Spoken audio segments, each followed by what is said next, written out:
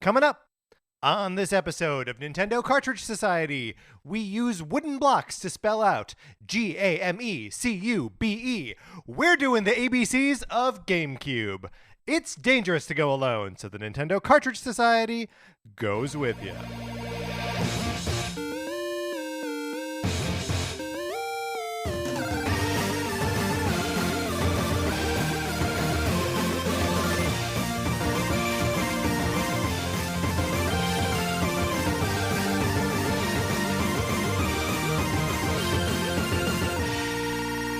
Welcome to Nintendo Cartridge Society. My name is Patrick Ellers, and I am joined, as I am always joined, by my co-host, Mark Mitchell. Mark, how's it going? It's going pretty good. You know, we are in December. Yeah. We're in the midst of the holiday season. Mm-hmm. And a few weeks ago, yes, we were wondering... how early is too early to put up Christmas decorations? And how late is too late to have Halloween decorations still up? Sure. Well, on my way over to your house to record tonight, yes, I'm pretty sure the spooky house that had their skeleton extravaganza going on in the front yard has taken it down. Taking it down. So I think they are not committed to being a 365. Okay, so they're just not a spooky house. Yeah, I think they just were letting the season live until it became too long. Through Thanksgiving, I think so, and all the way to December 1. Because December 1 is really that is too far. Look, you've got to either pull the cord or commit at that point. And I get you can be a Nightmare Before Christmas house if you want. Oh, 100%. The Haunted Mansion does it every year. They start in September. Also, I think my metaphor of pulling the cord or committing is not a very good one. Why not? It's because you're either pulling the cord, right? Which pulling the cord is a commitment. Exactly, because that would save you, presumably, if you jumped out of an airplane, or you're committing to falling from the sky. So maybe I guess it just depends on your point of view. Either way, it's a commitment, right? Right. You're either committing to floating gently to the earth or plummeting to your doom. That's right. Although people fall out of airplanes and don't die. Really? Yeah, there was I don't have any. But not by choice. No, Probably. people aren't doing it. Captain America, of course, being the sole exception. Right. That's right. People aren't doing it on purpose. The exception that proves the rule. Which kind of begs the question, why didn't he jump out of that airplane back at the end of the first Captain America movie as it's going into the ice? Yeah. Why didn't he bail? No reason. He absolutely could have. Also, it's going into the ice, but he's Captain America. You don't think he could crawl his way out? I think he could. I think he could too. I don't think he'd even be that cold. No, I think he committed. He didn't pull that ripcord. Speaking of commitment and ripcords, my copy of Sonic Forces for the Nintendo Switch, would you like to borrow it? You can certainly try. All you got to do is email us at nintendocartridgesociety@gmail.com and give us a mailing address where we can send you my copy of the game for the Nintendo Switch. You play it for as long as you want, or you do whatever you want with it. You put it up on a shelf. You light it nicely. You display it for everyone to see. And then you send it back. It costs you nothing. It is the perfect borrowing program. One thing that might happen is there may be a copy of Untitled Goose Game inside the Sonic Forces box, but that's just something that happens. And you can't complain about it, is what I'm going to say. Both games out in the world right now? Both games out in the world right now. Oh, what a nice holiday treat. Mm-hmm. They're out there just like Santa Claus. Here's another thing you can do. You can leave us a 5-star review on Apple Podcasts or wherever you get your podcasts. We appreciate it so much. Thank you to everybody who has left us a review ever. If you leave us a review on the US Apple Podcast Store, we will give you a shout out on the show. If you leave us a review someplace else, you favorite us, you do whatever you can do to share the show, let us know, send us an email, hit us up on Twitter. We would love to give you a shout out as well. Yes, we love seeing those. It's been a delight to see people's end of year Spotify things come through. Keep sharing those with us. We like seeing those too. That one's almost purely an ego thing though, right? That just makes us feel good. Yes. Yeah. Also, here's something else you can do, and just something I wanted to bring up. It is the 2-year anniversary of Connor McCabe's Call Me By Your Game podcast. Mark was on last week, and I am on this week with a bunch of other people talking about Metroid Dread. So go check out, always go check out Connor's show. It's a good show. But the last 2 weeks specifically have content from Mark and I on it. So check them out. All right, Mark, let's celebrate the GameCube by doing the ABCs of Nintendo GameCube.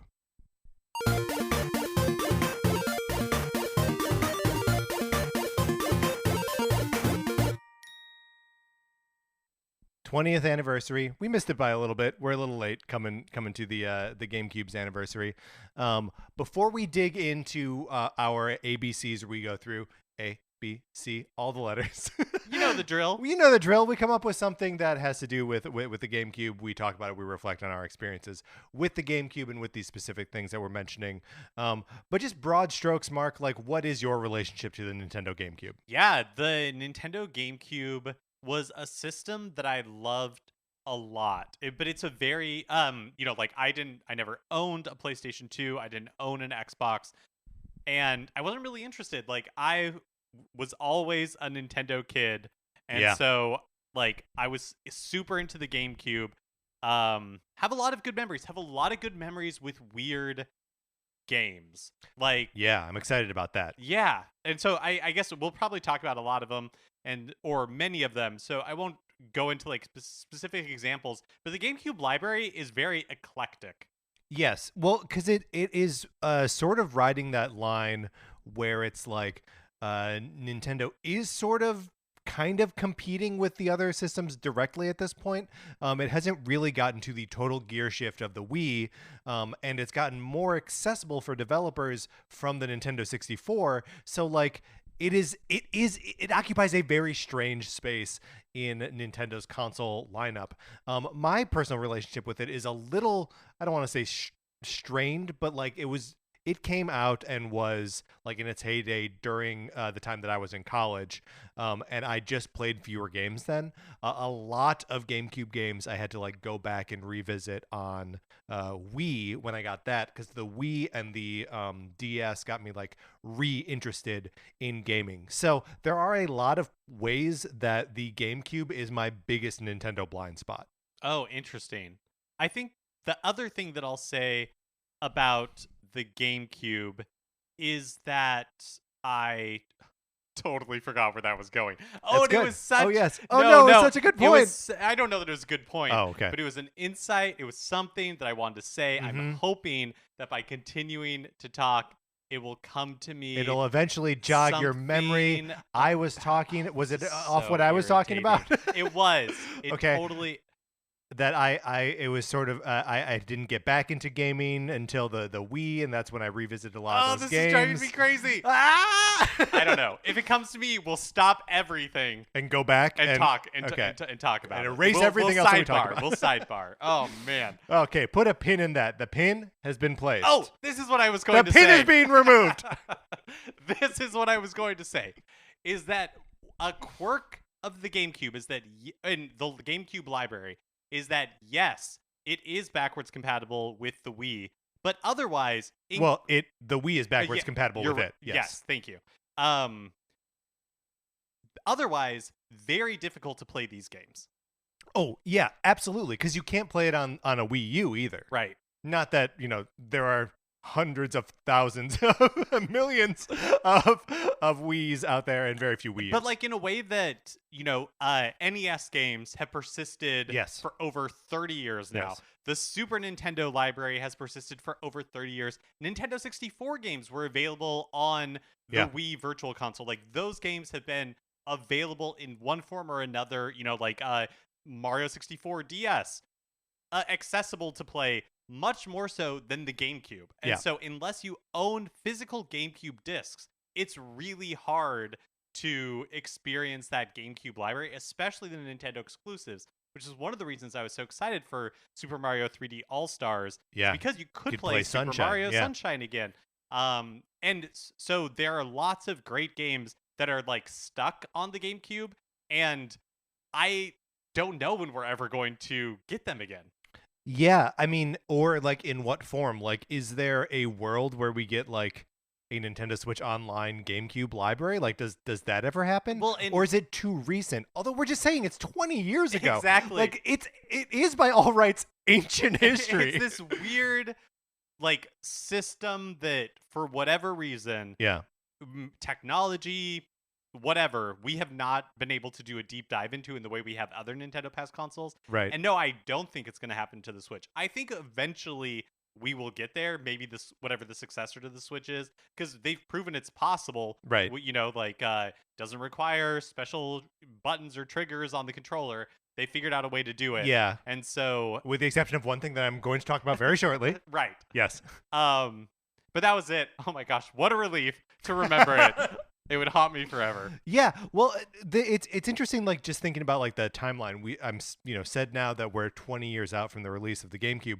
Just thinking about when we were finally able to revisit NES games again, and it really wasn't until the Wii, which 2006, right? Well, I mean, I guess, but they were on like Game Boy. exactly, like Game Boy Advance. Yeah, That's true. But I think I'm saying that gap is like 20 years as well. I mean, that is totally fair. Yeah, that between like 86, 87 when the NES is out and 2006 when the Wii is out with the Virtual Console library.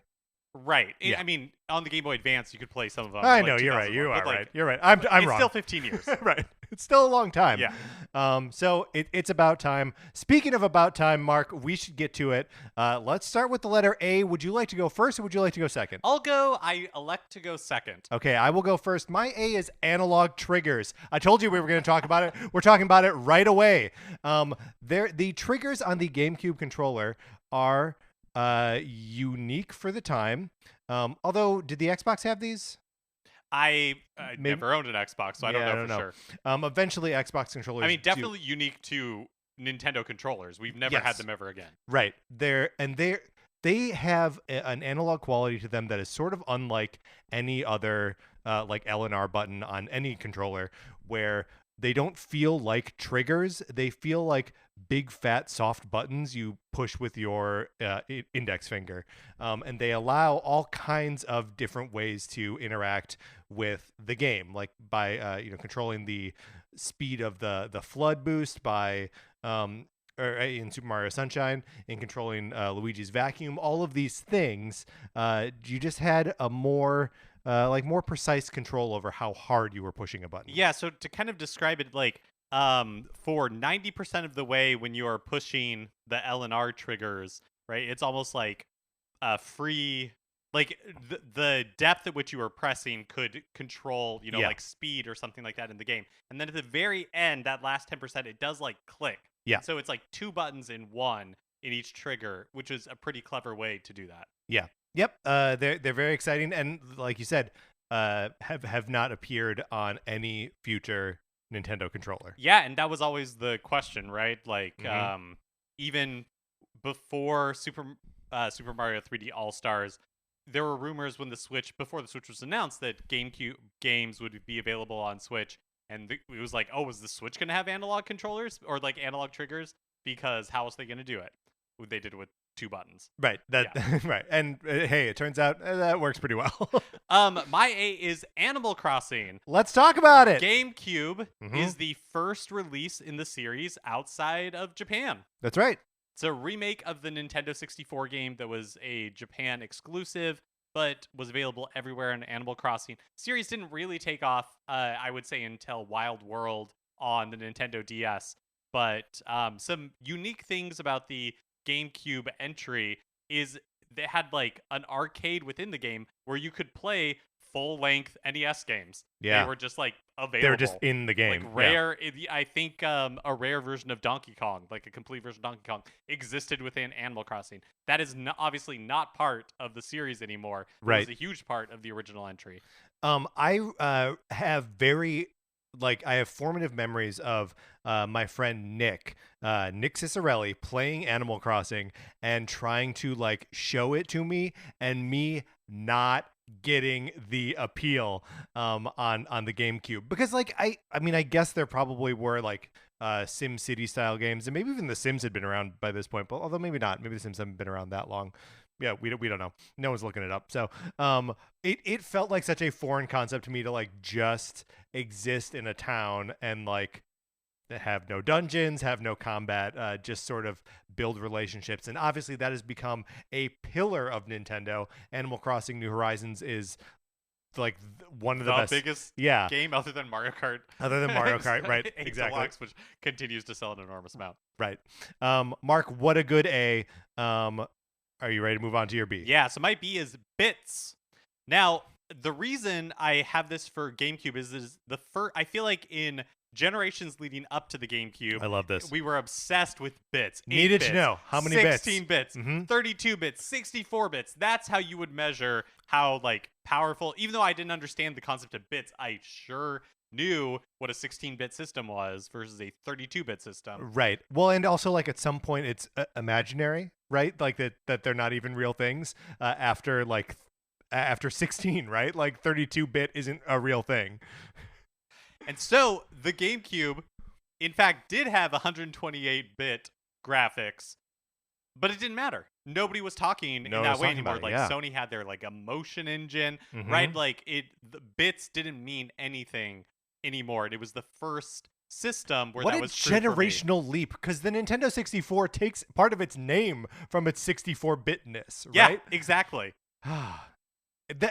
What a weird trend that was. TurboGrafx 16, Nintendo 64. It was so important. Yeah. And again, like I think a lot of people like me, like 32X, didn't really understand the technical, like ramifications of 16 or 32-bit, but you knew it was a way to compare systems, right? As a way to like console war on the playground. You're like, oh, it's like 32 bits. That's amazing. You need things you can measure. Imagine what graphics a 32-bit system could do. Right. And at this point, we're just past that. Yeah. I mean, it's also past the point of this happened a lot in the Super NES and Genesis days, where they would say how much memory was in the game. that would be like, this is a 32 megabit game. It's huge. Yeah, just like something that is not even, like if that is a piece of like information that you know about a game before it's coming out, it's because you're like, oh, I hope I have enough room on my hard drive for it. Exactly. Mark, my B is one of those games that I wish I could go back and experience in some capacity, because it is a little bit of a legend. I'm talking about Baten Kaitos, Eternal Wings and the Lost Ocean, which is like the sort of precursor to the Xenoblade games. It is a Monolith Soft developed, Namco published JRPG that's exclusive to the GameCube, a platform that didn't have a ton of JRPGs, but like the Tales games were coming over there, but it's still like, there weren't the mainline Final Fantasies and stuff like that. Have you ever checked out gameplay of Baten Kaitos? I haven't. I have not. I am familiar with it. Again, I remember looking at Nintendo Power and it was, like highlighted there. Like you said, published by developed by Monolith Soft. I think after the sequel, Nintendo purchased them. Yeah. But no, I haven't. Have you seen a lot of gameplay? It looks like the combat is all like card based, and you interact with the like playable characters, and I'm putting that in quotes because you are not controlling them. You're like a god that like influences them.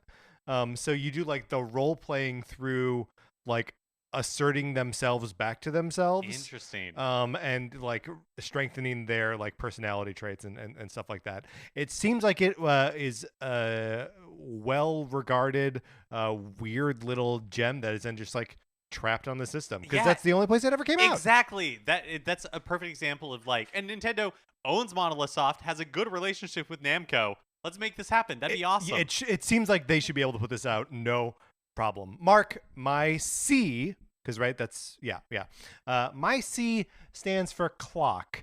Now let me explain. The summer between my sophomore and junior years in college, I shared a room with my buddy Scott, and it was we were staying on campus over the summer, right? So we were consolidating like all of our things together, along with everyone else that didn't want to like put their stuff in storage. So we had a bunch of extra couches, a bunch of extra TVs, just like stuff in the room, right? And we had one TV that was like up on top of a dresser, another TV that was like the entertainment center. And the entertainment center TV had like the PlayStation 2 and an Xbox hooked up to it. But the GameCube spent most of the summer with the time display on the TV above the dresser. So it acted as our clock all summer long. Wait, like it was plugged into the TV? It was plugged into the TV, and the TV was on, and we were just showing the time because it showed the time. That's right. It was keeping the time. Yeah, if there was no disc in there. Right? Yeah, if there was no disc in there, it was just showing you a clock. So for me, for one summer, the GameCube was a clock. Amazing. Which now I realize is maybe why I have an affinity for Game & Watch. Maybe I like games that are also timepieces. My C is controller. Mhm. The GameCube controller is such a distinct part of that system, and also like um we were saying earlier that third-party developers, like, it was easier to develop for the GameCube, but the Right. GameCube still had those quirks that really like ticked them off. Yeah. And the controllers was one of them, because the PlayStation 2 and the Xbox both had traditional dual analog controls. The GameCube, I mean, that was a pretty new tradition at the time, right? Like, right, yeah. right, but that was like it. That's what Yeah. third parties could develop for. But the Nintendo GameCube controller did not have traditional dual analog controls. It But had it one. did have two analog It had sticks. two like analog sticks ish, because like the C Yeah, stick the doesn't C stick is really weird, yeah. work. Like it doesn't feel like a analog stick. Right.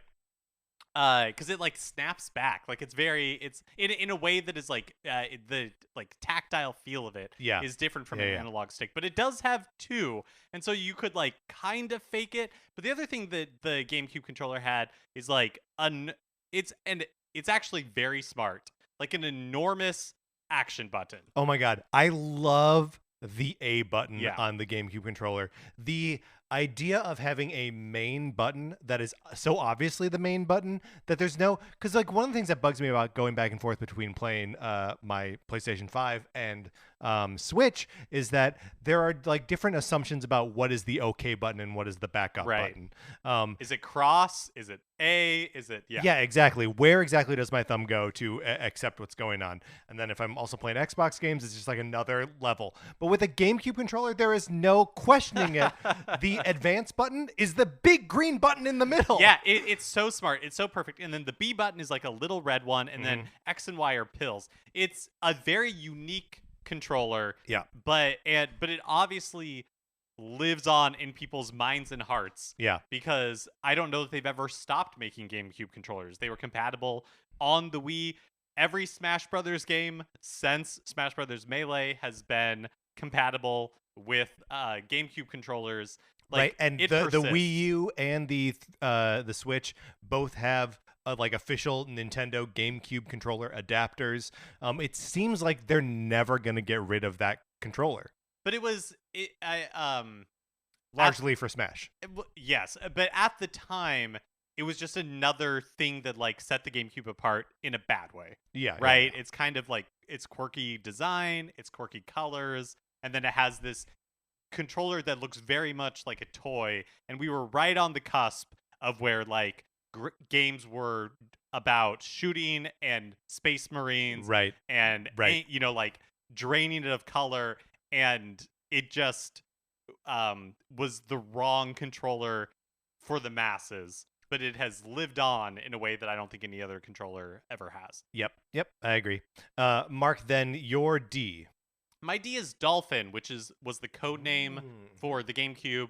I remember, you know, in like Game Pro, seeing mentions of the Dolphin and not really understanding console, you know, generations or development cycles, Right. but just knowing that a new Nintendo thing was coming, and it was codenamed Dolphin, and that was very exciting. Dolphin is also like a weird one because it's like what I guess code names never really mean anything. So I think the reason why I'm sure it had a number of code names, but I think the reason why they kind of like settled on Dolphin was because the graphics processor's code name was Flipper. And so I think that's where Dolphin came from. That makes sense. You remember how the Wii was the Nintendo Revolution? Yes. I mean, say what you want about like the naming of the Wii. Changing it from Revolution, it clearly stated where their goals were and where their priorities were. This is not a console that's going to be like for cool dudes feeling cool. No, it is a bold. That's a bold code name. And the one for the Wii U was Cafe, Project Cafe, which fitting after the after like the excitement of Revolution. Right. Yeah. Which you know, I like a cafe. Yeah.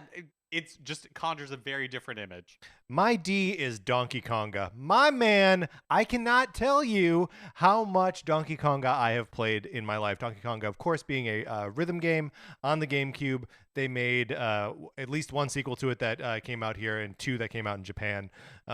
Play with a little donkey bongo controller.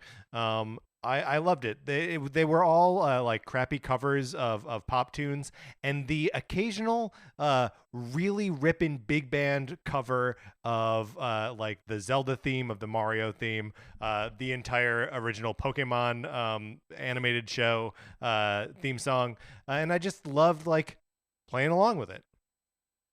It also is the rhythm game that feels most like you're doing the thing while you're playing Mm-hmm. it, because you're actually hitting these bongo drums. Yeah. You're not actually playing guitar when you're playing Guitar Hero. I would say the drums in Rock Band, They're close. being They're not pretty a close. drummer, Yeah. you know. Right. Right. No, they're close. They're close. But look, it's like a 1-for-1. You hit the drum, you're hitting the drum. And then so my E then is for exclusive guest character. I'm referring here, of course, to Link in Soul Calibur 2. Yes. This was a huge deal. The original Soul Calibur was a big game. The second one was much anticipated. And when it came to consoles, each version of it had its own exclusive character. Link was on the GameCube, Xbox had Spawn, and PlayStation 2 had Heihachi from the Tekken games. There are rumors that they were trying to get Cloud, but like they couldn't lock that down. I mean, Nintendo locked it down, so many years later. So I don't know. But it's just crazy that like having Link in that game is so like cool and so weird and is never replicated, right? Soul Calibur 2 was later released on the next generation of consoles, PlayStation 3 and Xbox 360 in 2013. And it had both Heihachi and Spawn in it, but Link never reappears in this game. He's only in the GameCube version, and that's it. Yeah, I remember that was so cool. Also, continually funny to me that Spawn is the representation for Xbox. Yeah. I mean, if that doesn't tell you the target audience, I don't know what else does. Well, it was just so early in Xbox. It was. Like, I mean, what identity did it have? Yeah, I mean, Yeah. Master Chief probably, right? But like maybe by the time they were developing that Halo didn't even exist yet. So like Right. who knows? Yeah. Well, that's actually a good segue into my E, which is EA. Because the GameCube is the last Nintendo console to this day that EA supported a lot. We got like 6 Madden games on there. We got when they had the we got all the we got tons of Need for Speed games. We got James Bond games. Yeah. We got Medal of Honor games. Like we got EA supported the GameCube. They really did. And they were grumbling about the controller, right? Like this was pretty much kind of the end of that relationship, but EA was all in on the GameCube.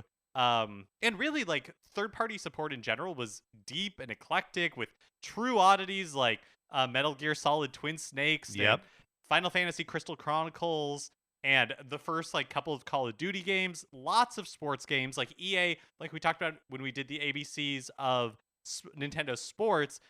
EA had this whole run of games that had like cameos from Nintendo characters, right? From like street basketball and snowboarding.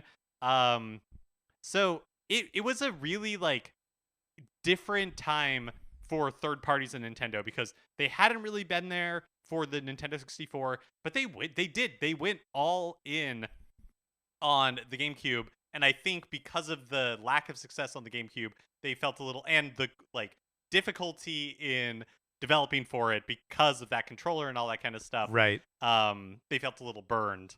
But I mean, like you almost do, you sort of have to do it, right? Because like the Xbox at that point is it's an unknown, right? Like it's there, and it eventually became like a big deal, but it was the first hardware that Microsoft had ever put out. Yeah, why bet against Nintendo at that point? Yeah, totally. Up next is F, and my pick is Flood from your companion / motion character from Super Mario Sunshine. It is difficult for me to express how much I love Super Mario Sunshine, and replaying it as part of Super Mario 3D All-Stars was so much fun. I have so many good memories of playing Super Mario Sunshine for the first time. I know that it is not a perfect game, but I think like the good makes up for like some of the, or I guess many of its annoying qualities. I just really love Super Which Mario where, Sunshine. where do you put Flood in that? Is Flood is great. Okay. Flood is great. The I think Flood is really necessary in this game because some of the platforming is very like vertical, and the game is not very forgiving in a lot of places where you fall. Like there is a lot of just like, oh crap, I fell from this, and now I'm gonna have to work my way back up, and it is going to take me a long time to do it. And so Flood is good in like helping players make those kind of like precision things, or it requires less precision, which is good Right. for this game, which is not very forgiving. Yeah, I mean, I think there's also something very interesting in just like relying on the verticality so much, and that Flood unlocks that kind of ability. So it's not just Mario jumping super high for no reason. Like verticality is always part of Mario, but Sunshine kind of blows that up. Totally. And it was also different because Mario had power-ups before, but Yeah. he doesn't really have power-ups in Super Mario Sunshine. Just He just the always has persistent Flood. Yeah. Yeah, and so It learns new things. it does. Yeah, it unlocks new abilities. Is Flood the main character of Super Mario Sunshine?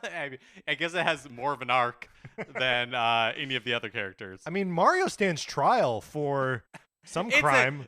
For graffiti. Yeah, it's that's a right. kangaroo court. Also, Bowser Jr. potential it's nodded to that potentially Princess Peach is his mom, or that Bowser has been telling him Right. that Which Princess that Peach makes is sense. his- That yeah. he would say that he's just That's trying why to he's get always your mom captured. back. Exactly. Yeah, that's right. Yeah. Which also not a good look, Bowser. It almost makes it worse. Yeah, Bowser turns out the Not a villain good of these guy. games. Not a good guy. Yeah. My F is F-Zero GX, which to my mind is sort of the perfect execution of an F-Zero game. It looks the most like what you are imagining in your head when you see F-Zero games on other platforms. And it also has like the ability to show that sort of like upside down on the track, gravity's messed up, a la Mario Kart 8. And it's cool that they eventually get back to that sort of idea in way later Mario Kart games and start like ripping off some of that cooler F-Zero stuff. But F-Zero GX is like kind of executing it 20 years ago. That's cool. I've never played F-Zero GX. I also have never actually played it. I've only seen video, and it seems super rad. My G is the Game Boy player. Game Boy player, a weird little base that you put on the bottom of your GameCube. The number of like ports and like secret little compartments on that thing were just wild. But it allowed you to play Game Boy, Game Boy Color, and GBA games on your TV, either using the GameCube controller or using a Game Boy Advance as the controller, which is truly like the portable at home sort of thing of the Switch well before the Switch. Yeah, such a good feature. My G is also Game Boy Advance related, and it is the Game Boy Advance link cable. Yeah. Which was something that Nintendo was really trying to make happen. Some games, somehow they talked Square Enix into making Final Fantasy Crystal Chronicles requiring it for multiplayer. Yeah, that's outrageous. But other games did as well, like Four Swords Adventures for the GameCube, The Legend of Zelda Four Swords Adventures. I did own a link cable, and I did own like Final Fantasy Crystal Chronicles, but I don't think I ever played a game, like a full game, with with the link cables. Yeah, I mean it's a lot of weird buy-in, right? Like, just having to have like the additional cables to like connect it is just another like barrier, right? Like there was nothing that came with those cables. Also, I don't know about you, but like I didn't have a bunch of friends who owned Game Boy Advances that we could all get together and play like Final Fantasy Crystal Chronicles. Do you know what I mean? Yeah, totally. Do you remember that for Super Smash Bros. 4, you could use a 3DS as a controller on the Wii U? No. You could use it because it was the exact same as so yeah, like you could go into Smash, but maybe you would needed to have the game. I bet there was a separate app you can download to do that. It's just it's always neat when they find a way to make the handhelds talk to the home consoles. Obviously, that'll never be a thing again because the handheld is the home console. Up next is H, and my H is handle. because the GameCube had a little handle on the back. So it was a I mean, I guess this is as good a time as any to talk about like the GameCube itself Yes. was again a very toy-like looking device at a time where video games were moving strongly away from that. Yeah. Um Everything else was either looking like the Xbox looking boxy, uh-huh. and the PlayStation 2 looking sleek. Yeah. Yep. Yeah. And the GameCube was like, no, looks like a lunch pail, like a Mhm. very like it looks like a cube, and In fact, it is a fitting, cube. Yeah. and it's purple. Right. It's purple everywhere. And eventually you could get other colors, but that was the launch color, not something neutral, purple. Yeah. Plus that controller that we talked about, like very colorful. And then it had this handle, which nothing against the handle. In fact, one of my favorite memories of the Switch reveal in January of 2017 was when they talk about the Switch has aspects of every Nintendo home console before it, including the like the portability as seen in the handle of the GameCube. But did you ever hold your GameCube No! from the handle? No. Although I'd like to imagine, I wish, me wearing like, little knickerbockers, Yeah. swinging that GameCube as I'm walking down the street to my with, friend's with house your or something. blonde curly locks. Exactly. Yeah. But no, I never did. Yeah, I don't think I ever did either. It's also so small that, I mean, both like the handle, I feel like if I think I would have a hard time putting my hand in the handle right now, with our giant man hands. But I think I could also just like palm a GameCube. Yeah. They're so little. Mark, I struggled with H a little bit, and I can't believe I overlooked handle. That's so good. My H is the Hero's Shade from The Legend of Zelda Twilight Princess. The Hero Shade is a ghostly character that visits you in that game and teaches you new sword techniques. And it is either confirmed or like heavily hinted that this is like the ongoing spirit of the Ocarina of Time Link, who is like passing down his knowledge to future generations of Hyrulean hero. I guess Hyrule could also have been my H. But the Hero Shade was always one of those things that was like so cool, that like captured my imagination about Twilight Princess, and that sort of connects it to like the greater Zelda mythos. It just makes the game seem bigger than it is. My I is Ike, the protagonist from Fire Emblem Path of Radiance, which is the first 3D Fire Emblem and the first one to appear on a console outside of Japan. This is another game that I'm like, man, I wish I had access to play, because I really like the Fire Emblem games. But this is one that is both Path of Radiance and Radiant Dawn, the one on Wii. I've not played either, and they're like a nice little duology. They both feature Ike. I wish I could play these games. Yeah, I'm curious if and when we will see these games again, because I don't think that Nintendo's like ashamed of Fire Emblem's past. They re-released, or they created that like updated kind of with quality of life improvements version of the original game, Right. that was released and localized for the first time was available for a limited time on the eShop. But I also think what Fire Emblem is post Awakenings is versus different. what is different, and so I wonder how they will balance that going forward. Yeah, it's a good question, because like when they re-released, and it wasn't a re-release, it was like a straight up remake of Fire Emblem Gaiden. They released it as Echo Shadows of Valentia, which was like, it's a lot of this. It's the same like scenario, but a lot of like revamped systems to get it more in line with what we think of Fire Emblem now. Right. So yeah, it'll but yeah, like you, I've never experienced these games. Would be interested in at least seeing them come back and playable in some form. Yeah, and Ike, of course, would become popularized with Smash players in the next generation in Smash Brothers Brawl.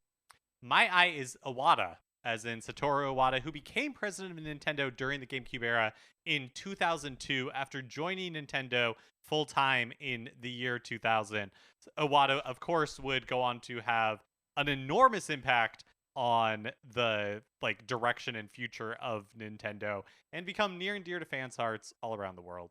That's a good I. I like Iwata a lot. My J is Jungle Beat, as in Donkey Kong Jungle Beat. Here we go. Notable, I think, for maybe 3 reasons. Okay. 1, One. uses the bongos. Absolutely insane. This is an action platformer. You are not playing music. It is the only other game besides the Donkey Kong games that use the bongos. But there was potentially going to be a third one that we will get to later. Ooh. What is 2, going on? this was developed by EAD Tokyo, which would then graduate and go on to create Super Mario Galaxy. Yeah, and this is really one of the few times that a mainline Donkey Kong game, to the extent that this is a mainline Donkey Kong game, but like using the Donkey Kong Country like characters and aesthetics, is being developed by a Japanese studio. Well, that is such an interesting point, because my third point is that this is the last Nintendo of Japan developed DK game up to this point. There have been other Donkey Kong like spin-offs, like the racing game on Wii and stuff, but were not developed by Nintendo internally. They were published by Nintendo, not developed by Nintendo internally. And then of course Retro created Donkey Kong Country Returns and Donkey Kong Country Tropical Freeze, not part of Nintendo of Japan. But the other interesting thing about Jungle Beat is that it does not use any of the Donkey Kong Country characters. That's a great point. Doesn't use That Diddy, is a great point. It doesn't use like Dixie, like any of that. It goes its own direction, which was kind of jarring to have this like platform Donkey Kong platformer that completely ignored Donkey Kong Country, which was very beloved by a lot of people. But I think at the time not as beloved in Japan, but the characters have persisted now over like 30 years, and so all the speculation on whatever this new Donkey Kong game that is being developed by Nintendo in Japan, if that does exist, the rumors are that it incorporates more of those elements because the people who are developing it grew up on Donkey Kong Country. You know what the big mistake is with the characters in Donkey Kong Jungle Beat? Too many evil Kongs. There are different, like... What is going on? Evil Kongs? Oh, wait, is that where, like, Donkey Kong's alternate color... like schemes, like costumes. Oh, Smash possibly. Brothers I don't know, because there definitely is an evil silver like Donkey Kong in Jungle Beat. Yeah, it's a weird, wild game. Mark, I don't have a J. This was the one letter I couldn't come up with anything, so I'm gonna skip right over it to K, to Kirby's Air Ride, a Masahiro Sakurai directed game, the last Kirby game that he directed, and is such a simplified like racing game, like a la Mario Kart, but like just it has a bonkers aesthetic and like speed to it, and it feels so much like Kid Icarus Uprising, the flight segments, right? Oh, interesting. Well, because it's all about like zipping through a space really fast, you having sort of limited control over where you go, and it just being this sort of like roller coaster spectacle that you're kind of assisting your way through. So yeah, it's amazing how much how neat it is as like a Sakurai game and as a Kirby game. It just has a nice little place in the history of both of those things. That's really cool. I have never like played that game before. My K is also a racing game, and it is My K is Kart for, of course, Mario Kart Double Dash. Very good. A game that I have maligned. I thought we weren't going to talk about it because we got through the D's. A game I have maligned on this show in the past, but I do have a soft spot for it. It does play slower than Mario Kart 64 and some of the other entries, but it is very unique in that, on each cart you're selecting 2 characters, and so the carts are of totally different design because they have a space for both characters. You can swap the characters within the game. There is multiplayer where you are both racing on the same cart, and the person on the back is controlling like the items, of which you can hold 2 at a time, and also like leaning one direction or the other to like help with like taking turns faster. Yeah, not that I ever wrapped my head around that. No, and we didn't play much in like that co-op mode. We were much more competitive, but yeah, Double Dash, it doesn't have the sense of speed that at the time I felt like Mario Kart 64 had. Going back, Mario Kart 64, not that speedy. Yeah. But definitely that was the illusion at the time. So not my favorite Mario Kart game by any means, but another interesting experiment during the GameCube era from Nintendo. I also think you got to shout out Double Dash for just like broadening the breadth of what characters are in those games. Totally. Great point. You know, it was a very like play it safe for the first 2 games in the series, and you know now we expect to see just like a bunch of weirdos, right? Like, I mean, now we've got all the Koopa kids in when there. When like Dry Bones wasn't in there, yeah, we were furious. Give me Dry Bones or give me death. And I think that the Double Dash like really encouraged like, oh yeah, of course there's like. We got a Waluigi. Of course, we got baby versions of the characters. Of course we have like Piranha Plants. Of course, we have yes. Daisy now. Like all of that stuff for sure. That's such a good point. My L is Little Discs. We talked about this when we were ranking discs. Little discs. GameCube game discs. That's right. Is what they were actually called, as we discovered when we did our ranking of the Nintendo game cartridges, game packs, game discs, and game carts. But again, for third parties, you're like, Nintendo giveth and they taketh away, because they're like, hey, we're doing discs. And everyone's like, yay, but they're going to be itty bitty. You're not going to be able to put as much content on it. You might have to have 2 for Resident Evil 4. Nintendo was still determined to go their own path, but they did have little discs. Cute little discs. Mark, my L is the first of many Resident Evil references that I'm going to make throughout the course of this night. It is Lisa Trevor from the Resident Evil remake. So a lot is made of the fact that Resident Evil 4 started off life as a GameCube exclusive, but that was far from the only Resident Evil game that came out on GameCube, and even far from the only Resident Evil game that came out on GameCube first. The Resident Evil remake and Resident Evil 0 both came out on GameCube first, and those are a remake is a great version of the original Resident Evil. You lose very little. It is still cheesy. It still plays into a lot of the same like B horror movie like tropes, but it's just like better. It's great for a first time player. Yes. And then it messes with you yes. as somebody who's played Resident Evil before, because of the what are they called? Crimson Heads? Yes. Yeah. Where it's basically like zombies in the original game. When zombies were gone, they were gone. Yeah. Like, you didn't have to worry about them again. In Resident Evil Remake, without in the marketing, it didn't really warn you about this. Right.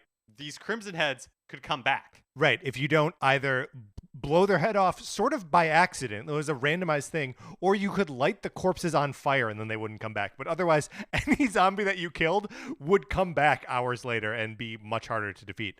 But Lisa Trevor is one of the additional character sort of side stories throughout this game that does not appear in the original release. And Lisa Trevor is the daughter of the man who designed the mansion. And she was experimented on by Umbrella and got super strength, but was horribly disfigured in the process. By the time you encounter her, she's living in a shack behind the mansion, and she has the faces of her parents sewn onto her body. And it's just she's this wailing, chained up creature that kind of haunts you in not a Mr. X or a Nemesis kind of way, but just she's a constant threat and is horrifying every time you encounter her. Ooh, that's so creepy. She's such a good character. Okay, then moving on to M. I went with Master Quest, baby. The Legend of Zelda Ocarina of Time and the Ocarina of Time Master Quest came on this little disc, or maybe it was 2 discs, I forget, that you would get as part of your pre-order for Wind Waker. And it was just a remix of the original Ocarina of Time. Dungeons were totally rearranged. The way that you had to get through them was all different. Everything was harder. It was just there hadn't been that sort of twist on a Zelda game since the original, right? The Master Quest entering in your name as Zelda, and playing the Master Quest, or actually beating the game and then playing it a second time with everything moved around, is such a cool way to get more out of a game. But then to do that to Ocarina of Time was just mind-blowing. Yeah, I think that it was had previously been released in Japan, and Mm-hmm. we were getting it in the US for the first time as part of this pre-order bonus. Wind Waker is the first game that I ever pre-ordered Yeah. at an EB Games or an EB Toys in the mall, and I remember getting this, and it was so exciting. I've never beat the Master Quest, No, me neither. but it was so fun to like have it and to like be able to mess with it and see how different it Yeah. was. When I remember getting to the fire temple as an adult, like getting that far into the Master Quest, and like getting too sort of wrapped around my head, which would happen in the regular version of the game too. But like, yeah, it's, if you want like a fresh new experience, like the Master Quest is out there, and it's also it's available on the 3DS remake as well. So My M is Metroid Renaissance.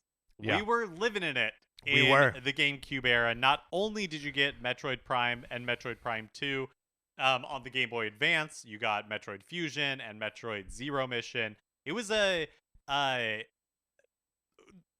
great time to love Metroid, Yeah. because there was a lot of it, and there was a lot of good Metroid and new Metroid and exciting Metroid. Yeah, well, and this is also a time when they were trying new stuff with Metroid, right? Like you mentioned Fusion, obviously on the Game Boy Advance, which you could play on your GameCube with the Game Boy Player, but that is like the next step in the series, and then Prime being like, here's kind of a reinvention, and then even in Prime 2 that they're like, oh, and also here's multiplayer, right? Remember there was like head to head, it must have been split screen, or maybe you could LAN them together. It was definitely, or there was definitely split screen. Yeah. So like experiments, not all of them worked, but like it truly was a Metroid renaissance. My N is for N-Space, the developers of Oh. Geist, which was a Nintendo published Nintendo GameCube exclusive, a game that I have never played, but that I am obsessed with because it is such a weird, the fact that it exists. Yes. The game itself is very strange, where you play as this like disembodied spirit who the only way you start as like a soldier, right? Yeah, who's that's like right. who's invading this like part science, part like spiritual whatever thing, and you fight like some of their monsters, and then you die, and your spirit gets separated from your body, and then you spend the rest of the game possessing other people, animals, and inanimate objects. Yeah, and to affect like actions Yes. within the world. It's actually not that dissimilar to Ghost Trick, a Nintendo DS game that I love. And not that dissimilar, really, to Super Mario Odyssey. And reportedly, Shigeru Miyamoto was the one who suggested, who pushed them to weirder possessions. Yes, yeah. Because there are parts where you have to like frighten the dog so that you can possess the dog. If it's a living thing, it needs to be frightened for you to possess it. So you possess like the dog dish, and like shake it around, and that freaks the dog out. There's one point where you possess a shower head, and like mess with someone who's like taking a shower. Like it's all so weird. It's so weird. And reading about how this game came about, because N-Space, like, not at all related to Nintendo. They were, like a developer who had heard that Nintendo was interested in developing some sort of first-person game. Yeah. And so they worked on this prototype for Geist for like 6 months, sent it off to Nintendo of America, who sent it off to Nintendo of Japan, who apparently loved it. Yeah. And I think the game that Geist was making and the game that Geist ended up, or sorry, that N-Space was making and what Geist ended up being were very different. And that is one of the reasons where I took years for it to be like in development. It became much less of like it is still in first person, like you possess the dog is colorblind, so like like it's in black and white, like all that kind which of is stuff, all very like, cool. but And like you can see like the muzzle of the dog. yeah, in the screen. so it's still first person, but I don't think like the first person shooter type game that N-Space was originally going for. Well, it's so weird because some of that is still in there. Like every now and then you have to possess a dude with a gun and like start mowing down dudes. And like the whole, like the first like half hour or so of the game is a first person shooter. And then they just mess with it. It's so weird that this game exists. Yeah. It's so weird that Nintendo of Japan was really enthusiastic about it. It's so weird that that Shigeru Miyamoto was, like hands-on and giving. The whole thing is so bizarre, And I love it so much. So my N is N space. I'm going to say that brings us to my N, which is the Nintendo difference. Mark, do you remember them marketing the GameCube with the phrase the Nintendo difference? don't. Okay, so there is a very, very early GameCube trailer that shows off a lot of the games that would eventually come to GameCube. Spends a lot of time showing off Super Smash Bros. Brawl. Or Melee, and we see Animal Crossing. They're still calling it Animal Forest, and like a couple other things. And they're positioning the Nintendo difference as like the ability to play like hardcore games, but with Nintendo's like knowledge of their audience.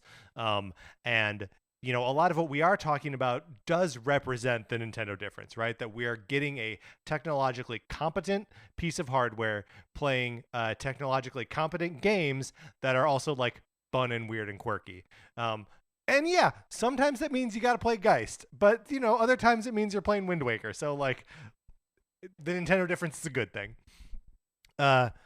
Or is it my next? Oh wait, sorry. Yes. One thing I wanted to say about the Nintendo difference before we move on is just that that makes sense to me because last year when we were watching previous E3 presentations, yes, in this era, Nintendo had a real chip on his shoulder. Yes. Like it felt like I felt like watching those presentations that Nintendo felt like people weren't taking them seriously because they weren't, and they were like felt like they had to come out as the schoolyard tough and being a little bit like, you guys don't understand us. We're like rough and tumble, and like I mean, we're Reggie came out at one of those presentations saying he was ready to kick ass and take names. His first presentation. What is that? Yeah, so dude, you work for Nintendo. Yeah, so what are you talking about? So it makes total sense to me that that they would be like, this is the Nintendo difference, because they definitely felt like they had something to prove.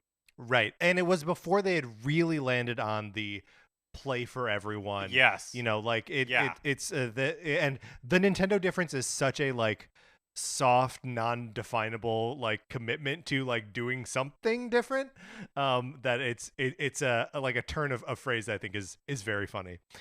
My O is for Odama. Mark, are you familiar with Odama? I am, because that is also my O. Okay, so Odama was the second to last game that Nintendo published on the GameCube. The last game that they published only on GameCube, because the one after that would be Twilight Princess. And it is a strategy game set in feudal Japan where you control giant balls on a battlefield by hitting it with pinball flippers. And also, you shout commands to your soldiers on the field using the GameCube microphone. I love it. I've never played it. Me neither. But I remember reading about it in Nintendo Power. And this, like you're saying, truly the Nintendo difference. Yes. Created, produced, and designed by the creator of the infamous, maybe even, Dreamcast game Seaman, Yutaka Saito. Starring Leonard Nimoy. Uh-huh. Yeah, and both of these games have like a speaking to the game component. Like famously, that was like most of the gameplay of Seaman was that you talked to this like fish, human face fish thing, and tried not to upset it. And in this, you're trying to like shout commands to your soldiers on the field. Okay, so this is here's a fun fact. Yeah. So Odama debuted at the E3 in 2004, and this version of the game used the DK bongos. A second player could raise troop morale and distract enemy troops by repeatedly beating the DK bongos. However, after that, when the game was shown at E3 the next year, that feature had been removed. That feature was gone. What's interesting is the DK bongos, if all you really need is a microphone and 2 buttons, the DK bongos have that.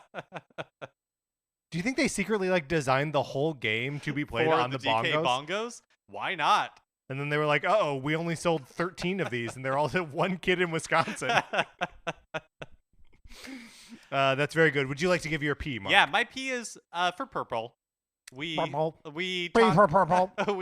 about this in H for handle, but the GameCube was purple, which was an interesting choice. A few weeks ago, we talked about a GameCube retrospective that was published in VGC.com. And in that, they interviewed people from the marketing departments of both Nintendo of America and Nintendo of Europe, in which they say, we told Nintendo of Japan, don't do purple. Do not do purple. Everyone will make fun of purple. They did purple anyways. And they did sort of get made Oh, fun of, right? 100%. Yeah, okay, all right, great. Yeah, 100%. It was... But getting made fun of has never hurt Nintendo. It does not seem to phase them. They called the follow-up to this thing the Wii. There's no making fun of these They guys. got out in front of that one, though. They announced that a couple of weeks before E3. That's true. They knew they were going to take bullets for it. My P is Pikmin. The birth of a new franchise, one that is still sort of like struggling to gain like a real foothold as like a relevant part of the Nintendo pantheon. But Pikmin, a type of game that was now possible with so many like individual distinct characters on screen at once. Like I know that Pikmin is sort of an outcropping of the Mario 128 sort of like tech demo, which was just a way to prove that you had 128 Mario characters running around at one time. They're like, oh yeah, we'll just make those little Pikmin, and then you can play a game with them. Yeah, Pikmin, like you were saying, like a weird series, was on the GameCube. Took a long break. There were the like Wii Play or whatever they were called, Yeah. like Wii Motion, whatever. I can't remember what versions. They released some versions Some of GameCube Play. games on Wii that had like motion controls. And it had Right. like a name for it. I can't remember what that series was called. It was like improved play, Something. something. Yeah. Play. But anyways, so Pikmin, successful-ish, but for Miyamoto's new franchise, selling 1 million or so copies, not that impressive. But took a long break. Had a strong showing on the Wii U, but really got the Switch bump in a big way. And so I think we'll see more of Pikmin in the future. New play controls. That's is what it was was. called. That's what it was. All right. So what we are on Q. Okay, Q. Me or you? You. Okay, my Q is for quick time events. And why is Resident Evil 4 so full of them? It's insanity how the game is so good, right? And so like revolutionary in a lot of ways, but it based a ton of its boss fights and like cinematic encounters on QuickTime events that you had to get right, or it would kick you back to the beginning of the fight. And probably not the first game to use QuickTime events. No, definitely not. But it definitely popularized the it. first Yeah. that I remember playing and being like, "Whoa!" And because it was so like novel, I was like, I thought it was cool. Yeah. Until like when you get to that Wesker knife fight at the end. I know, that's fair. Everybody like QuickTime events, they had a short shelf life, and now when they happen in games, I'm kind of like, knock it off. Right. But at the time, I was impressed. Well, and do you remember the first time that you like had gotten to like, okay, there was like a cinematic here, and you put your controller down? Yeah. And then it's like there's a big flashing green A button on there, and you're like, It happens very early when Yeah. you're like first going into the village and they push that big boulder. Yeah. But that's while you're actually playing, right? Like that's not during a cutscene. There is. Well, I can't remember. Yeah, who knows? My Q is the Panasonic Q. What a weird oddity. So a Japan exclusive hybrid GameCube from Panasonic that was a DVD player and GameCube combo. Part of the deal with Nintendo to develop the optical drive for the original GameCube hardware was that they could create this like hybrid version. It's in a stainless steel case, which just feels so early, It's like so 2000s. funny. Yeah. It's a little bigger than a GameCube. It would have to be to fit a DVD in it. Yeah, it is. It is. Like not. It is cube-esque, but not exactly a cube. It's a little like has a little like bulge on the top and everything. Doesn't it have like a little digital display on the front of it too? Yeah, it does have a little digital display at the top, which is it's almost like like a dome on the top of it. But just an interesting quirk. Did not sell well in Japan. Was never brought anywhere else, even though the original plan was to release it worldwide. And next up is R. My R is Resident Evil 0. Some Resident Evil talk here. A true GameCube exclusive. for a while. For a while. But Yeah. I mean, like, Resident Evil 4 was, whoa, it's the new exclusive Resident Evil game. And it's like, guys, we have that.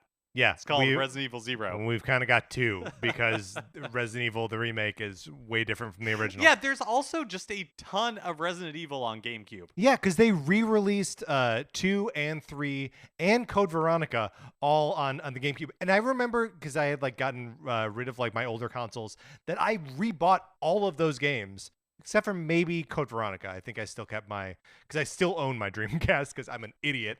But yeah, I had 0, 1, 2, 3, and 4 all on my GameCube. Yeah, it was great. It was a Resident Evil bonanza. Yeah, for sure. We'll talk more about Resident Evil 0 in a minute. But my R is Rogue Leader, aka Rogue Squadron 2.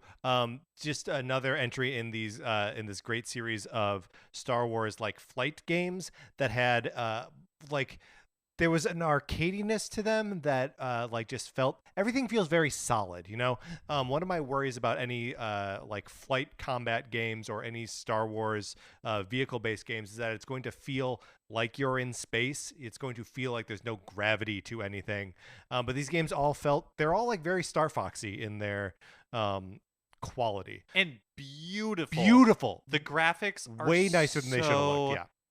Good. It was Factor 5, the developer magic. Factor 5, sadly, after, was it Layer? Was that the name of the PlayStation 3 exclusive like dragon flying game that was in development hell for like a million years and ended up basically bankrupting Factor 5? But they did amazing work with these Rogue Squadron games. Also, man, I'm excited that we are like going back into the space where more companies, not just EA, can make Star Wars games. Because who the heck was Factor 5 to make like an awesome Star Wars game? Like, yeah, they can come from anywhere. It's like Ratatouille said, anyone can cook. My S is for the scan visor in Metroid Prime, which took the new perspective that this game gave you and turned it into a Metroid-y game mechanic where you had to scan everything that you were looking at. I don't know. It all just felt like the perfect marriage of like what was new about Metroid and what was old about Metroid in one mechanic. It's so true. That Metroid Prime is such a gift. Yeah. It's a miracle, really. Yeah. Because it really like advanced what Metroid could be, but like somehow was able to maintain that like DNA of what Metroid was. Really special game. Yeah, it's as though they went through everything that was special about Metroid, described it as best they could, and then we're like, okay, in a 3D game, what is that? Yeah. It's just so good. My S is for the startup screen and that startup jingle. Yes. If you have ever seen it or heard it before, it's very memorable. It's like a cube that like falls down into the shape of the G. Eventually, yeah. And then there's like a C inside of the G. And for has GameCube. And then has like a cute little like do. Yeah, it's very good. Great one, Mark. My T is something that we've already covered, which is triggers, the analog triggers on the controller. My T is also sort of something that we've already covered, but now we get to talk about it in a little more detail. The train sequence from Resident Evil 0. Oh, yes. So much of the game takes place in the Trevor Mansion is sort of like a second stab at the setting for Resident Evil 1. But you get there by like riding on this train. It's how the game opens. Yeah. It's like the first maybe 2 or 3 hours of the game. And it is truly when it's doing like sort of the most compelling.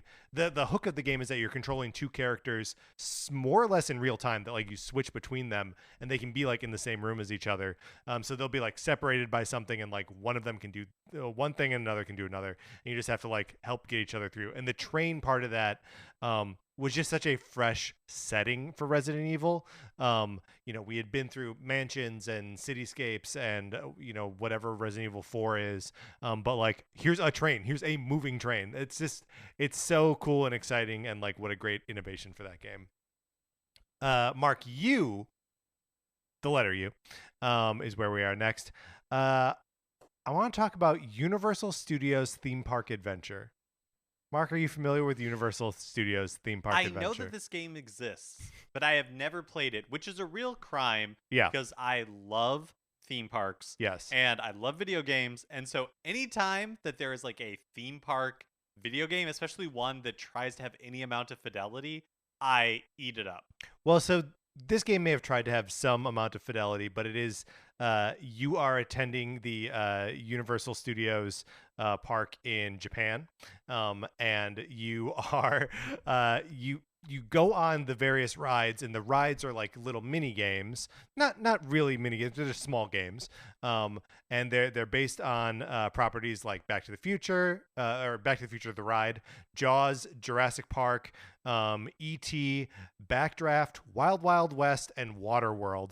There's also like a movie quiz and all this other stuff. But to interact with all of the like parts that you actually want to do, you have to pick up trash in the park to like love it. to like unlock I the love ability it. to enjoy the things you want to enjoy. And the game doesn't look great. But it is a GameCube exclusive. Why is this? What is going on here? Target audience. I'm telling you, they probably were like, this is our target audience. This sounds so much like Capcom's Adventures in the Magic Kingdom from the NES. Yes. Same sort of thing where you're at like the Disney Magic Kingdom. There, before they can like, I guess the parade is like locked behind a door, so you have to gather 5 keys Gotta to get those unlock the keys. parade. You go to the Big Thunder Mountain, Space Mountain, Small World, or like Pirates, and there's games for each one. That each game is different. Oh, we gotta seek this out. If there is ever a GameCube Nintendo Switch Online, please let Universal Studios I mean, adventure on it. Honestly, from this conversation, like, I would love to play this game. I'd love to play Baten Kaitos. I'd love to play Geist. I'd love to play Odama. Like, there's so many of these weird GameCube games. That if they ever release it, will never. Yeah. Actually, I say they will never come, but I've seen the games that they're putting on the SNES Switch This is a great Online point. now, so anything is possible. My U is for the unusual launch lineup of the Nintendo GameCube. Specifically... No Mario game. Yeah, specifically from the first party. So, Luigi's Mansion as a series now is, I would say, fairly beloved. The first game on the GameCube is well-liked, but everybody was a little bit like, why is there no mainline Mario game? When the GameCube was released, it was the first Nintendo console in America, like outside of Japan, that had launched without a Mario game. And the other game from Nintendo was Wave Race Blue Storm.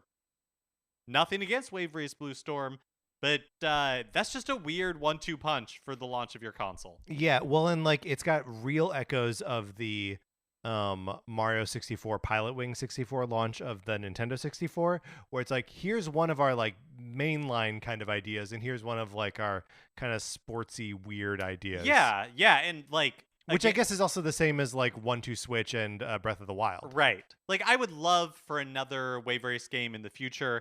I love Luigi's Mansion as a series. I actually don't love the first game that much, but I actually think part of it was because my experience was colored by it not being a Mario game. It's weird when you see Luigi and he's not like running and jumping and stuff, right? Like it is a wholly different... I was not prepared, not for prepared Luigi's Mansion. Also, Luigi's Mansion 3 as of March of this year has sold 9.59 million copies. Look at our guy go.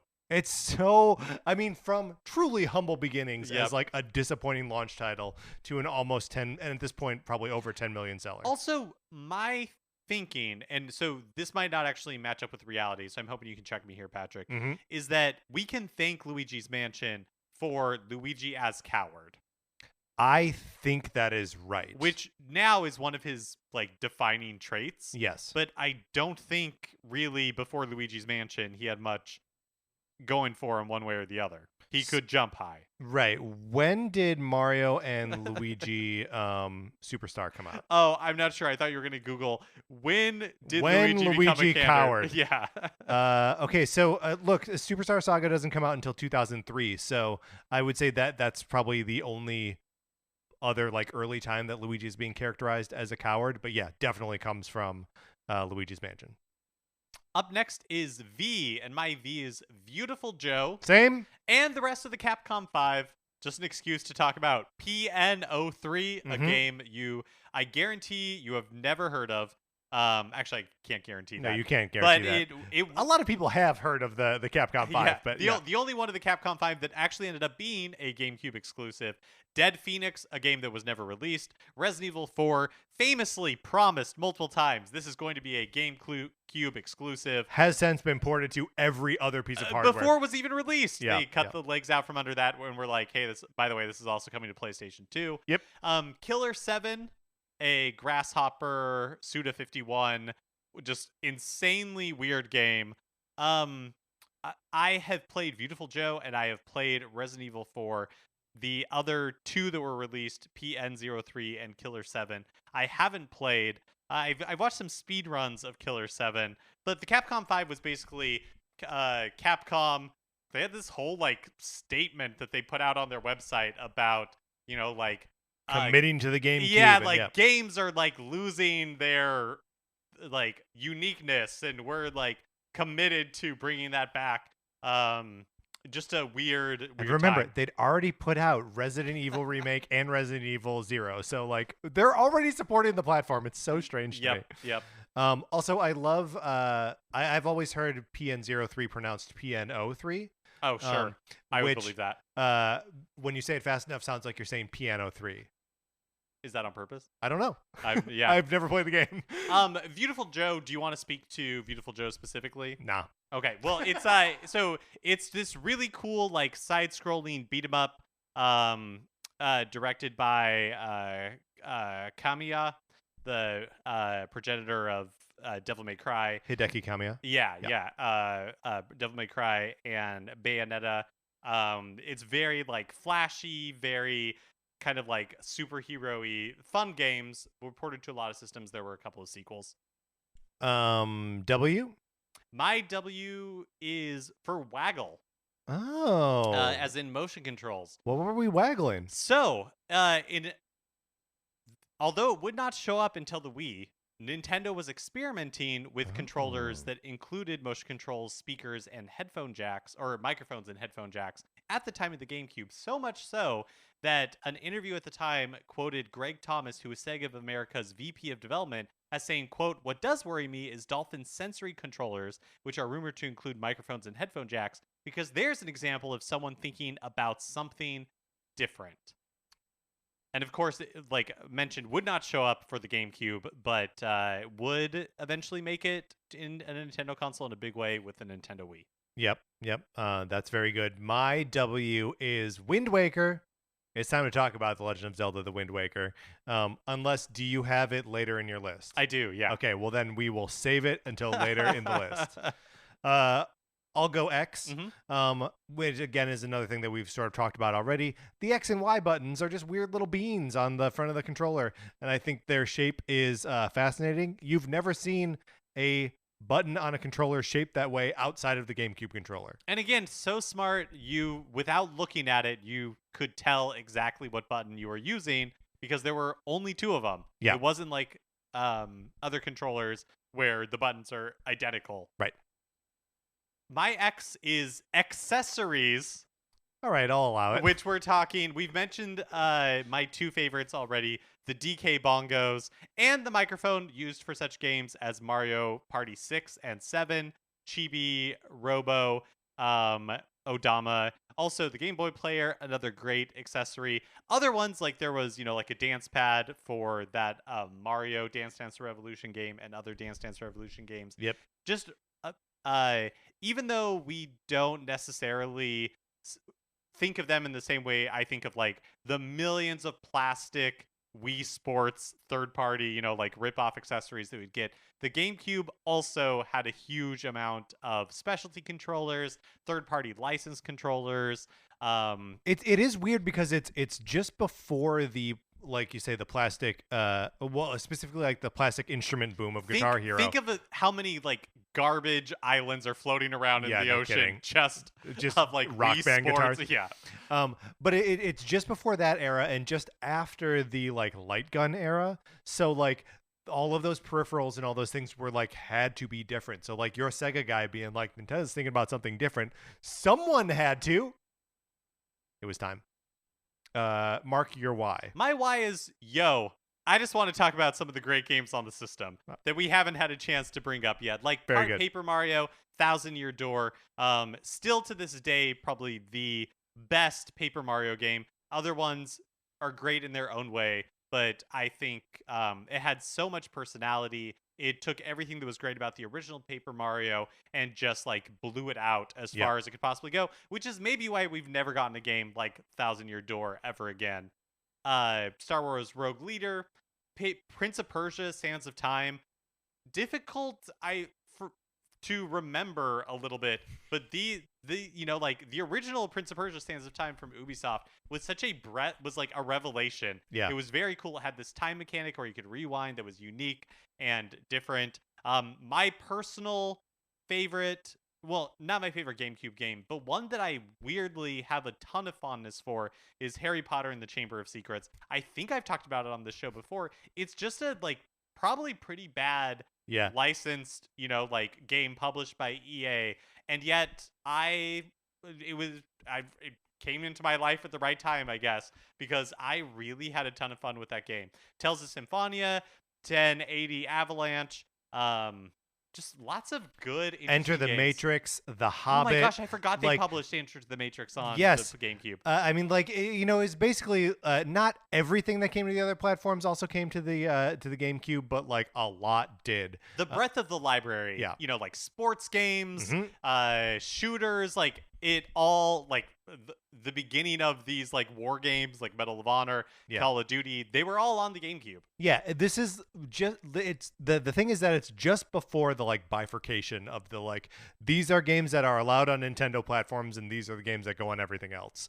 If Arkham Asylum had come out during this generation, it would have been on the GameCube. It would have been worse on the GameCube, but it would have been there. Mark, my why is sort of a not a yo, can we talk about this, but more of a yo, where was Yoshi? Yeah. Why is there no Yoshi game on this platform? Yoshi's Island, Yoshi's Story. It seemed like there had been some puzzle game. No Yoshi puzzle game. Yoshi's not even. Is he in Sunshine? He is in Sunshine. Okay. Oh yeah, that's right. That's Yep. right. But so, and of course he's in Mario Kart and like other sports games and stuff. But just Yoshi taking a low profile on the GameCube generation. Yeah, that is weird. Like, what's going on? Because when when we get to the Wii U, I guess is when Woolly World comes around, and then Crafted World on the Switch, we're like back in Yoshi mode. But like Yoshi took the GameCube off. This is not. That's such a good observation. This is not like GameCube related, but you talking about that reminded me of that. I don't know if it was a launch title for the Nintendo DS, but there was like a Yoshi game that was essentially an infinite runner before infinite runners became a thing. Touch and go? Where yeah. Where you had Baby Mario on your back and you were basically just like tapping the screen to jump, and I don't know, it was like this weird mashup of like what Super Mario Run is like and this just weird infinite runner. Yeah, well, and like that's the evidence, right? That like Yoshi Touch and Go was on the DS. There was a new Yoshi's Island on DS or Game Boy Advance, I forget which. Like they were making these games elsewhere, but for whatever reason, they're like, nah, no Yoshi game on GameCube. That is really interesting. Mark, let's talk about The Legend of Zelda. We have gotten to Z. I am here at this point phrasing Z as a Zelda explosion, because the GameCube Zelda expression, the expression of Zelda on GameCube is in all directions, and it is new, it is old, it is messing with the old, it is messing with the new, it is inventing new franchises and new genres of Zelda games. We have, I already mentioned the Master Quest. Wind Waker starts kind of a new Zelda franchise of this like Toon Link. We sort of get the promise of the future of Zelda in Twilight Princess, and we get multiplayer Zelda in the form of Four Swords Adventure. Like, this thing is a Zelda machine. Yeah, and like you mentioned in Soul Calibur, Link is the representation for Nintendo there. Yeah, that's such a good point. It really, because going into this, the Z for Zelda that I wanted to kind of talk about is A Tale of Two Zeldas, which I think does kind of exist, but you're right that it is It's so much more than it's that. more than that. Yeah. But I do want to talk a little bit about this like two different expressions of Zelda. Yes. One that kind of opened the GameCube era and one that closed it. When Wind Waker was revealed, like Wind Waker is beloved now and Toon Link is beloved. When Wind Waker was revealed, people were legitimately angry and upset Right. because it was not the Zelda that people were promised in like demo reels. It was not the Zelda people thought they were going to get after Ocarina of Time. People wanted that, like, I hate to say it, but like darker, mature, like realistic, gritty Link. They wanted gritty Zelda, and it's the Space World demo that did that. Yeah. That like set these expectations of like they had this demo of like here's what the GameCube can look like, and it was a demo thing of just like Link and Ganon fighting each other, and it looked like dark and mature and realistic. Although it kind of looks like crap when you look at it now. But yeah, like there was this idea out there that there was a mature Zelda game just waiting on the fringes, and then Wind Waker was not that. And like, look, Wind Waker was just like Super Mario Sunshine. Nintendo had difficulties on the GameCube in, like these games suffered from the lack of polish that we came to expect from Nintendo. They are still very good games. And the esteem, I think, for Wind Waker, more so than Sunshine, has only grown with time. But Which is crazy because Wind Waker is also one of those games that is like objectively incomplete. Yeah. They like cut 2 full dungeons from it because they were just like, I don't know, we can't. We just have to get it We out. just have to get it Same out, with like yeah. Sunshine, where it's just like these games, like they're the reasons that people buy Nintendo consoles Right. at this point. Like we need to just get this out the door. But yeah, it hard to remember because of how like much a part of the universe it is now and how beloved Toon Link is. Wind Waker was a difficult sell for people. Yeah. And one of those things that just like compounded the GameCube's image problem. Like it had a handle, it was purple, it was cute, it had like, it really kind of like in a way was a Nintendo own goal in the sense that, it was just continuing to put them into this box that the rest of the industry wanted to put them in as like they could point to this and be like, this is for babies. Right. And it was before Nintendo really had a handle on that messaging for themselves. And it would only be a little bit later when they're like, oh yeah, no, we are for babies because we're for everyone. But then yeah, towards the end of the GameCube era, Shigeru Miyamoto shows up at the end of E3 and there's the trailer for Twilight Princess, which I think at that time was just called Legend of Zelda. We didn't know what it was, but it was everything that people thought they wanted in Wind Waker. It was a darker world. It was Link's always like, an adult, a grown up, like more realistic Link, and both good games in their own right. But just the tale of two very different Zeldas in the GameCube era. Yeah, well, and it is amazing to sort of like couple that with both the pre-order bonus disc for Ocarina or for Wind Waker that had Ocarina and the Master Quest, and also I forget exactly where this package came from. That was a disc that had the original Zelda and Zelda 2, and I think Ocarina and Master that like Quest collection. Yeah, it was another like Zelda collection, which like we didn't have a Zelda collection on Nintendo 64. There was no way to play Zelda 2 on your Super Nintendo. So like, they were looking into the past, they were looking into the future, they were looking for weird ways to do Zelda. This Four Swords Adventure, hooking to your like Game Boy Advance like link cable thing. It's all in there. Like they just have so many Zelda ideas and they let it go in all directions at once, which wasn't like that wasn't how they treated the series at that time or before that time. Z for Zelda. All of our lists should sort of end in Z for Zelda, should they not? All right, Mark, those are the ABCs of the Nintendo GameCube. Let's close this out. All right, that is going to do it for this episode of Nintendo Cartridge Society. Please rate, review, and follow us on Apple Podcasts. If you like the episode, you can share it on Facebook or Twitter, wherever you share stuff. We appreciate it when you do. You can follow us on Twitter. I'm at Patrick_Ellers. Mark is at MKE Mitchell, and the show is at NinCart Society. We also have a Facebook page, which is just Nintendo Cartridge Society. Olivia Duncan made our logo. Our theme music is provided by 8-Bit Betty. You can get more of his music by going to 8bitbetty.com or by listening right now. For my co-host, Mark Mitchell, this is Patrick Eller saying thank you for listening.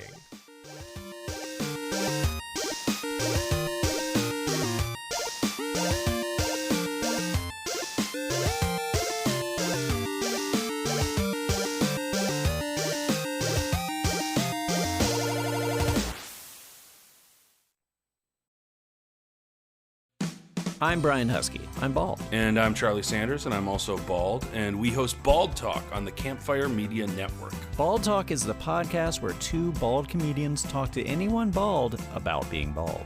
But this show isn't just for baldies, Brian. Harrows will love it too. Bald Talk gets into vulnerability, vanity, insecurity, and self-acceptance, reminding us that we all have our respective bald spots. Not that bald spots are a bad thing. No way. I mean, my entire head is one big bald spot. It is one huge, beautiful bald spot, Charlie. Get Bald Talk on Apple Podcasts or wherever you get your podcasts. I mean, I have like a little bit of hair, but not like you. Like, you're really bald. I'm truly bald. Great. I mean, it's I'm great. balder than you.